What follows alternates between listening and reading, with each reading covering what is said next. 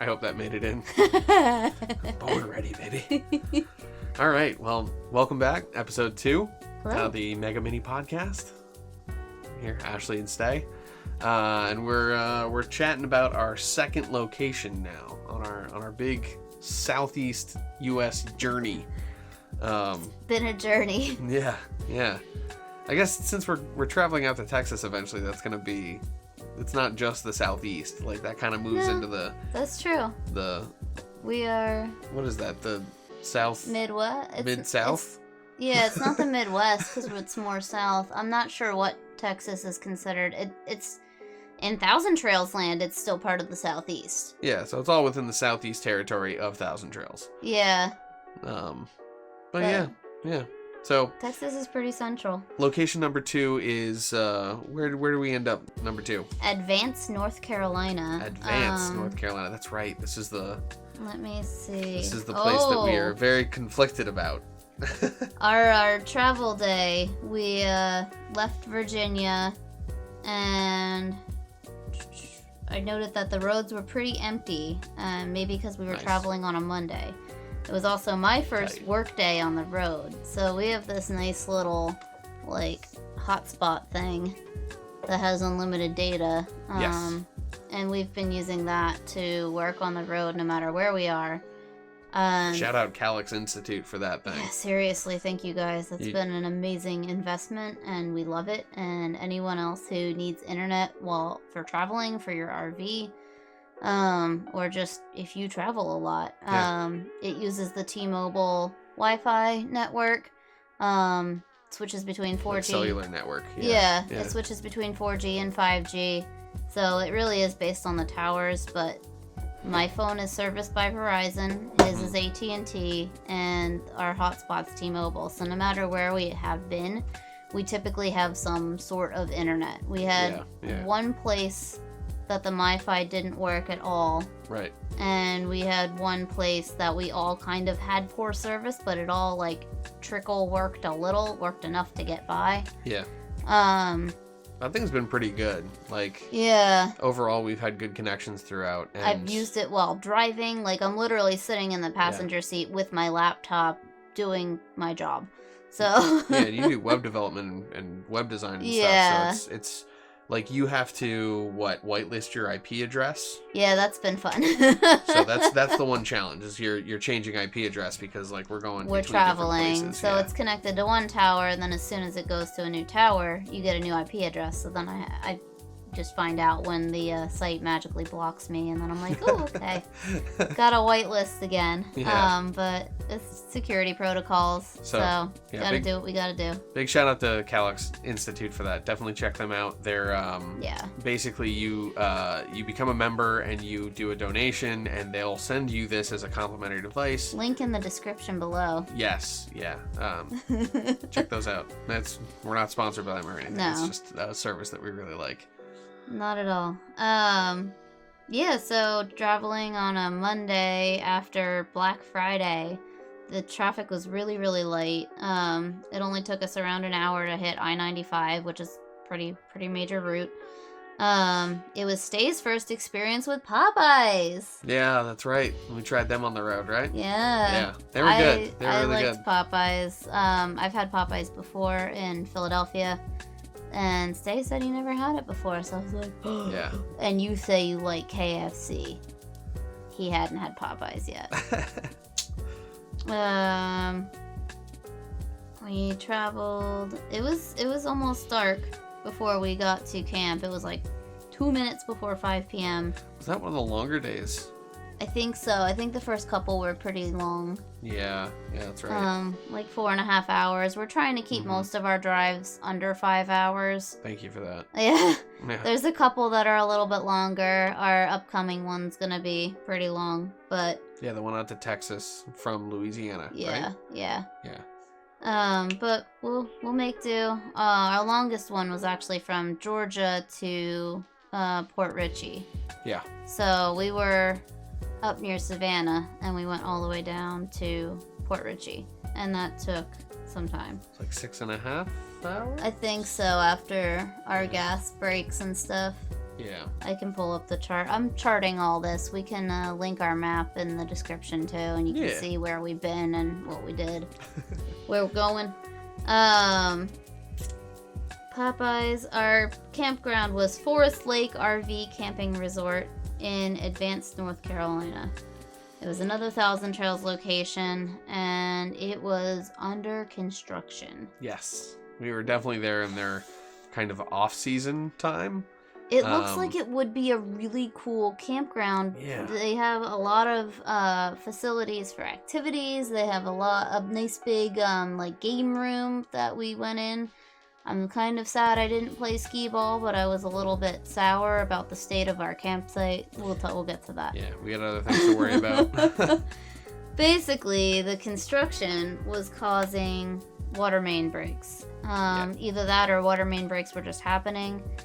So I don't know why they put us in the site they put us in. There were definitely other spots available, but we were only there 3 days, so we didn't want to complain and like move. It wasn't worth moving at that point. Yeah, because we had to do so much to get level in the spot that we were in. So it was a gravel site. Most of them are. We leveled ourselves out, and there was like a little gully in front, and I noticed it, but I was like, okay, whatever. Maybe some kids were digging or whatever. Like as we were pulling into our site, we were backing in, there's a little kind of trench at the front, and our trailer went through it just fine, so we didn't really think that much of it. Until, what was it, like 10 a.m.? Yeah, it was the next morning. The first morning that we woke up there. And we didn't have any water. And we're like, what the heck? And I'm working, and I'm looking out the side window over here, and I see this brown river flooding. Yeah. And I'm like, is there something wrong with our black tank? What's going on? This is only the second time we've ever hooked up. And did someone's sewage break? What happened? We go outside, and it does smell like someone's black tank funky. Leaked. Like it wasn't so in your face. Like obviously, okay, this is poop water, sewage. But it had a smell to it. Like it smelled like our gray tank does when that overflows. When we get full, you can kind of smell that like musty sort of gross. It just looked like brown liquid flowing through, and it went all the way from up the hill. We had to like follow it. Yeah. But it was deep. We had to our shoes got wet. Yeah.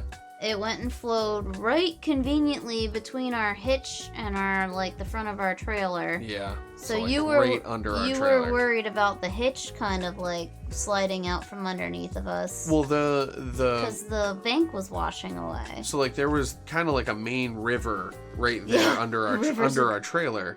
But there was also it was easily halfway up our calves. It was all the spot that we were on was all gravel, and the water was spreading out over the entirety of our spot, basically. So when water gets into gravel, it can dislodge it, and basically then you're left with a whole lot of soft earth. And so our giant heavy trailer, which is on this mound of gravel on the side of a hill, could easily just start to sink or slide or move. And I noticed that our trailer was at first pretty level, and now it's starting to lean to one side, and the next day it's a little bit more lean. So it's one of those things where if someone was there for 2 weeks, that could be a real issue. They could end up with the trailer sliding off into the mountainside.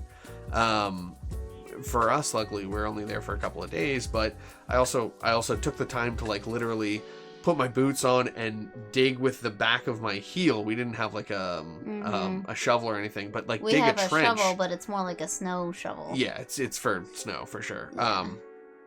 If we had a trench shovel, that would have worked perfectly. But I dug a little trench to divert most of the water, and it worked pretty well. But just the fact that we had to do that, it was a bummer.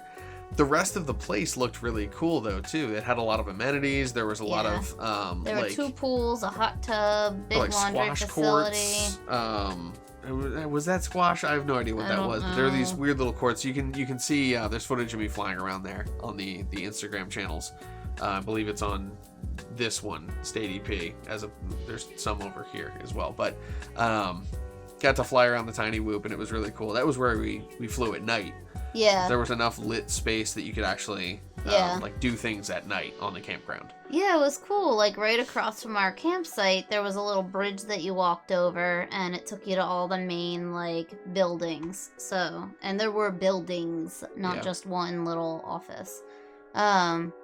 So definitely in the summer, I'm sure this place is like hopping. I have a video of a mountain board ride around the entire facility. Yeah. Actually, I could maybe link that below. If it's up now, I'll link it at some point. If it's up later, we'll link it below. Yeah, I'm sad that our experience with this place was just a muddy disaster. Literally every day from 10:30 a.m. till about 6 p.m., the water was shut off because otherwise it was flooding. Yeah. So it was just a muddy mess. We had to hop over this little river every time we wanted to get in our car and go somewhere. Mm-hmm. Which made the truck real dirty too. Like the sideboards were all muddy for like the sideboards a good couple are still of days. Muddy. I think that's from Georgia though, because that's like the red dirt. That's nice. It looks cool. It does look cool.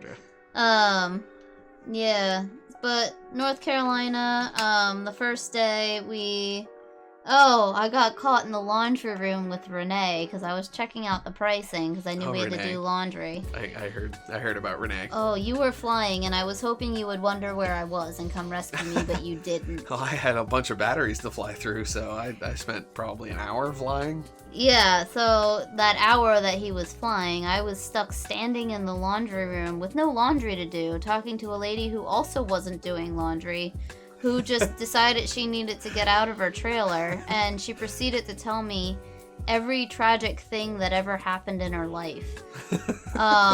She found her pit bull in the dumpster, and her smaller dog has been stolen and ransomed back to her twice by her husband's ex-best friend who's now in jail. Her mom's funeral, she left her purse in a stolen vehicle. Oh my goodness. I feel so bad for this poor lady. Like, I don't know if she wanted something or if she just needed a friend, but she just wanted to talk for a while, right? She just needed a friend, I think. Yeah. And I was to vent. Ooh, I don't know what to say. I was just like, oh, I'm sorry to hear that. She's real nice, but whew. Yeah, what a life. I'm very glad it's not mine. Yeah. So that was when we were checking out the clubhouse at night. We took a walk around. Yeah, I went into the laundry room. I think we shot footage of that walk around too. Like I think I have that on the fave. Yeah. So yeah, we've got our full adventures from that campsite. And we did explore Winston Salem while we were there. Yeah. The town was like 40 minutes away. That was an interesting the next town. Big town over. There was a lot of like skyscrapers. Like I was surprised at how tall the buildings were. There's a lot of bank buildings. Yeah. There were a lot of like very corporate looking buildings, and like we flew around the BB&T little courtyard. Yeah. They had this whole reflecting pond that was so in a cool. waterfall, and then down below there's another courtyard and like more. Not only did we fly, but we took a lot of pictures there too. So we'll link to the photo walk when we get that up. For sure, yeah. So we did a photo walk around that area. It was gorgeous. There were a lot of like really nice little parks. For within Winston-Salem. Big city, there's a lot of cool little spaces. Yeah. I think my favorite was the what was it called? A Japanese garden. Yeah. And there was like the water feature was turned off, but there would normally be waterfalls and whatnot. But it was set up like an amphitheater seating. That you step down into, and there's a little stage/stadium. Kids had drawn chalk drawings all over it. Yeah. But the Japanese garden was behind the stage, and then there were like 2 spiral staircases and a bridge behind it going over the garden. And it was just a really cool little spot. You flew around it. I can imagine like going to college there and like studying. I think there was a college right next to it, and it seemed like a really nice spot to do studying. That'd be great. That'd be a great spot for that. Or like even an actor. Yeah. Doing a one-man show. Like the stage was only big enough for 1 or 2 people. It wasn't a big stage, but it was really cool. Yeah, I didn't know anything about that area of North Carolina. I've never been. This is more on the western side. Central, kind of central western side of North Carolina. Kind of right down the middle. Yeah, I'd never been to that kind of area before. I've been to the Outer Banks. But North Carolina's always kind of been a travel through state for me. I'm glad we stopped, even if our campsite wasn't ideal. Yeah. We really liked the Foothills Brewing. That was my first time staying in North Carolina. Like, we had driven through when we went down to Yemisi, right? Yes. Yeah, but yeah, that was my first time staying in South Carolina then. North Carolina. What'd you think of North Carolina? It was cool. It was again, like, pretty similar to PA.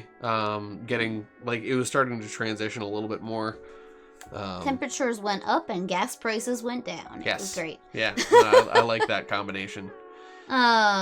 Yeah, but we ate at Foothills Brew Pub that night. That's right. I think we each got no, we didn't get flakes there, but their beer was good and their food was really good. We got a lot of food and we brought a lot of it back. I'm trying to remember this place. I don't know. I had the Torch Pilsner and you had a stout and then the 1000 Smile Ale. You got a burger and we both shared medium spicy wings, loaded pulled pork tater tots, and a giant Bavarian pretzel. Oh, that's right. Yeah. That place was good. It was good. We were in like a little booth on the side. Yeah, it was pretty nice. But after that, we came home. We packed up our stuff and got ready to travel again the next day. That's day number. How many days were we in? That was our 6th day. So it was day 6. Day 6 altogether since we left. So we didn't do a whole lot of like going out that time, but that was probably because we were 3 days. I think if we try to do one. Oh, you're saying day 6 of the whole journey. The whole journey. Okay, all right. I was thinking like how many days we stayed in that campsite. It would be day 3 in the campsite. Oh, okay. That was our last day. I was gonna say most of the times when we've stayed in places for more than 4 days at a time, like we'll go out like multiple times during that trip. So we did Winston Salem. That was our thing. That was our North Carolina journey. Yeah, I think if we go back that way, maybe we don't stay in that campsite again. It seems like in the peak season, it's very family friendly. Yeah, lots of stuff to do. I'm sure it would be noisy for a couple who's working on their journeys. Yeah.